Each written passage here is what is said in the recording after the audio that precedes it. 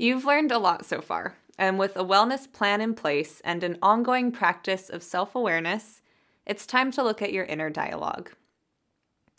As you've become more mindful, you probably notice that the internal dialogue might be affecting your self-esteem and even your sense of self-worth.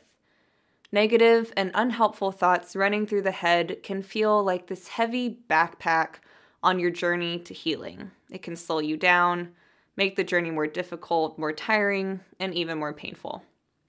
But it doesn't have to be that way. Because positive thoughts, on the other hand, can help you feel empowered, capable, and strong.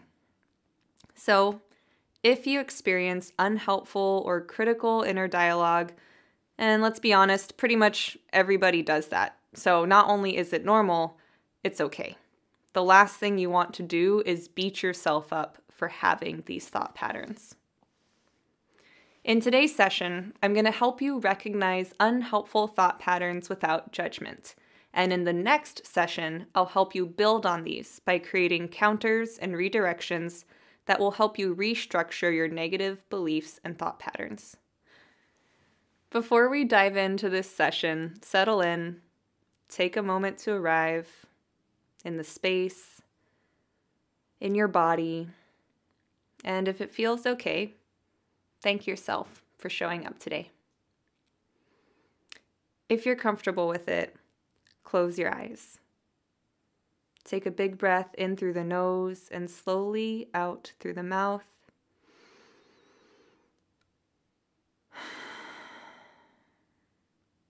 And return to your natural pace of breathing. Repeat after me, internally or out loud. I'm ready to be kinder to myself. I'm ready to look at my thought patterns. I'm ready to accept my thought patterns. And I'm releasing the thought patterns that no longer serve me.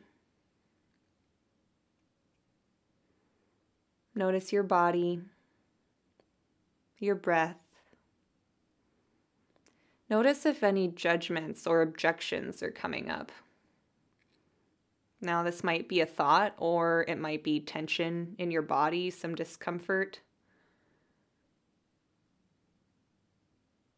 And imagine any unpleasant thoughts or feelings fading away on your next exhale.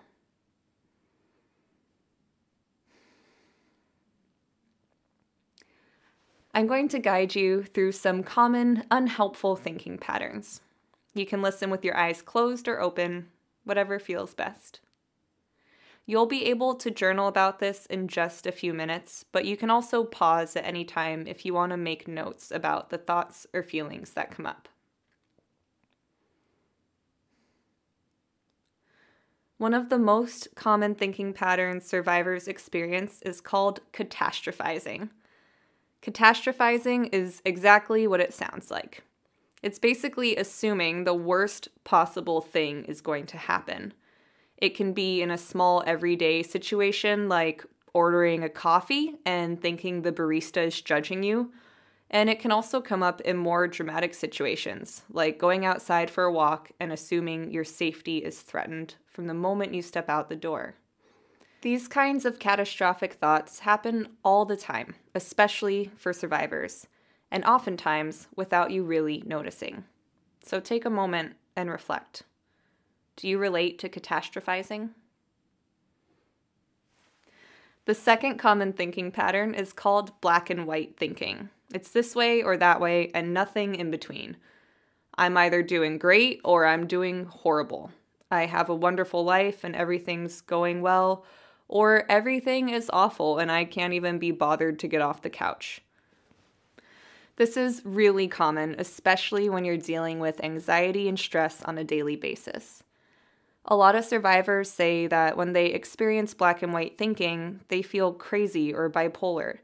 Rest assured, this type of thinking is a normal stress response. The more you're aware of it, the easier it will be to have more centered thoughts and feelings. Take note of anything that's come up around black and white thinking.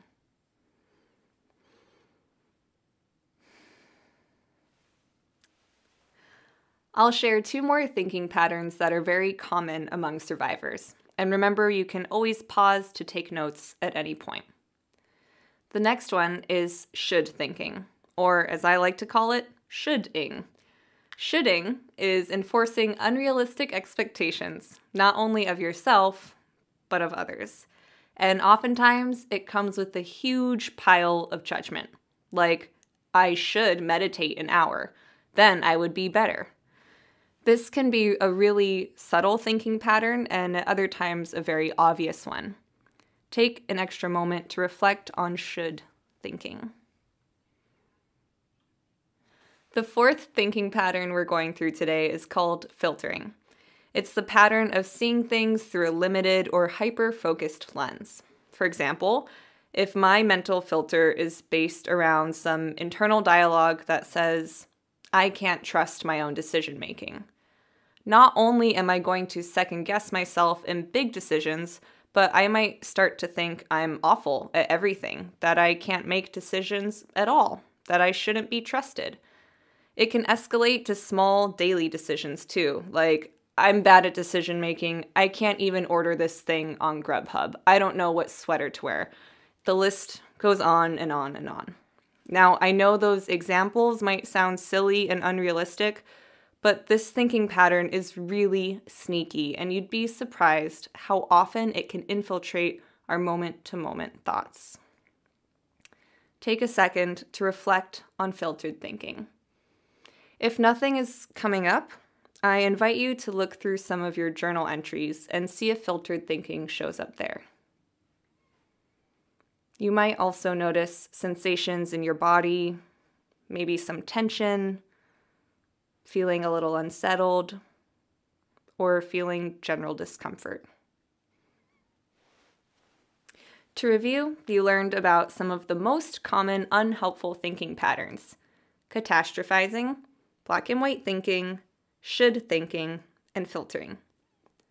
These are totally normal thinking patterns and extremely common to survivors. By showing up today and practicing recognition of these patterns, you're beginning to turn these unhelpful thoughts into ones that can support your growth and sense of self-love. In the next session, you'll go from accepting these unhelpful patterns to redirecting them. For now, remember the practice is accepting and noting without judgment. Emphasis on without judgment. Be sure to do the journaling prompt today. It's made to go right along with the supportive audio. See you next time.